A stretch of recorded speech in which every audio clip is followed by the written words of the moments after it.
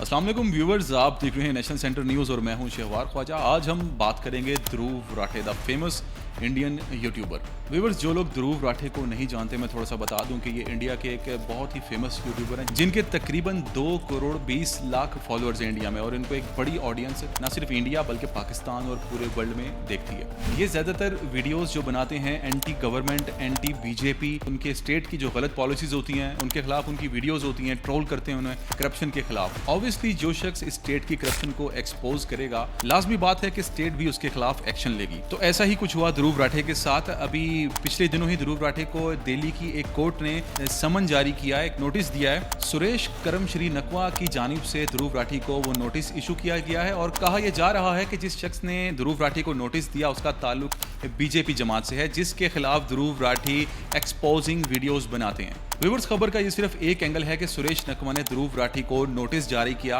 और नोटिस जारी करने की वजह यह बताई कि ध्रुव राठे ने इनको एब्यूजिव और इंतशार फैलाने वाला शख्स कहा है, जिससे उनकी साख को नुकसान पहुंचा। कहानी असल में कुछ और है।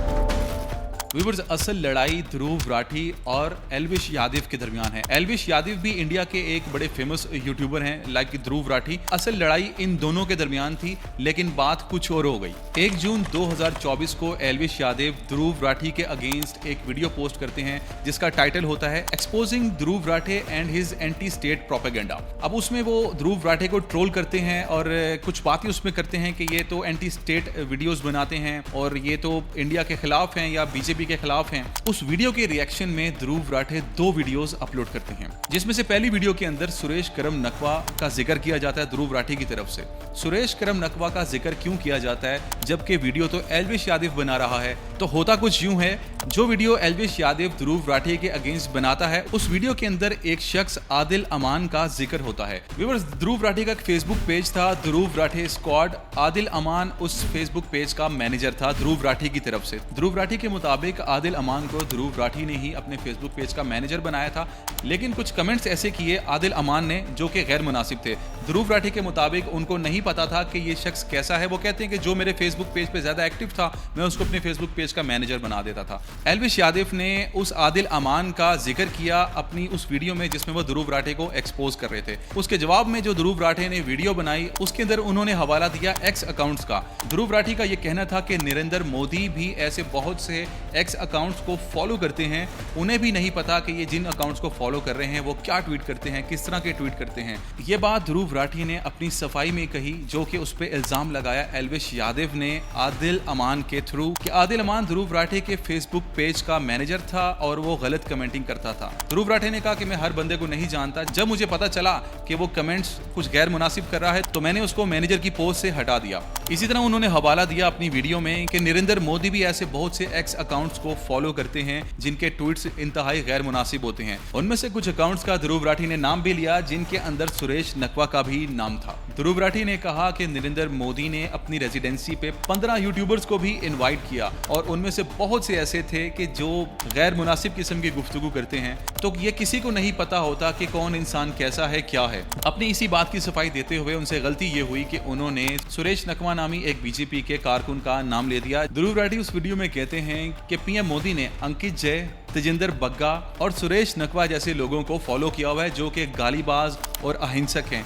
यानी कि जो एक बहुत एब्यूजिव लैंग्वेज और इंतशारी जुबान इस्तेमाल करते हैं। असल कहानी यहाँ से शुरू होती है। सुरेश करमश्री नकवा जिसने ध्रुव राठे पे केस किया है उसका भी नाम बीच में था। इन सारे नामों में से इस एक शख्स ने, सुरेश नकवा जो कि बीजेपी का कारकुन है, इसने ध्रुव राठे की इस बात को अपनी इंसल्ट समझा और अपनी डेफेमेशन समझा और इस पे केस कर दिया, जबकि लड़ाई थी ध्रुव राठे और एल्विश यादव की।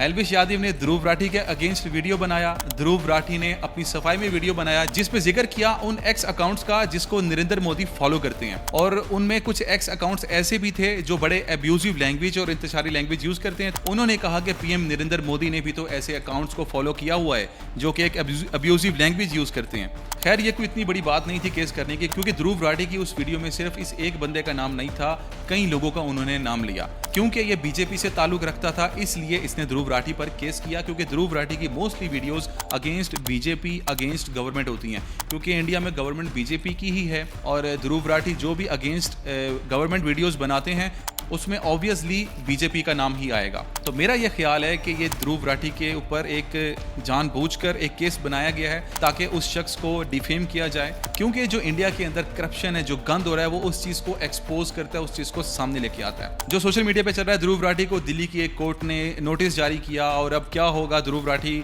का चैनल खत्म हो जाएगा या ध्रुव राठी अब इसको कैसे देखेंगे, ध्रुव राठी को कितना नुकसान होगा। तो ऐसा कुछ भी नहीं है। ये लड़ाई तो दो यूट्यूबर्स की थी जिसको एक पॉलिटिकल एंगल दे दिया गया जानबूझकर इंडिया की तरफ से, और माशाल्लाह आप तो इंडियन मीडिया से बखूबी वाकिफ भी हैं। वेल लेट्स सी, देखते हैं अब 6 अगस्त को इस केस की समाअत है। ध्रुव राठी खुद जाते हैं या अपने वकील को भेजते हैं या क्या आगे होता है, टाइम विल टेल। अल्लाह हाफिज़।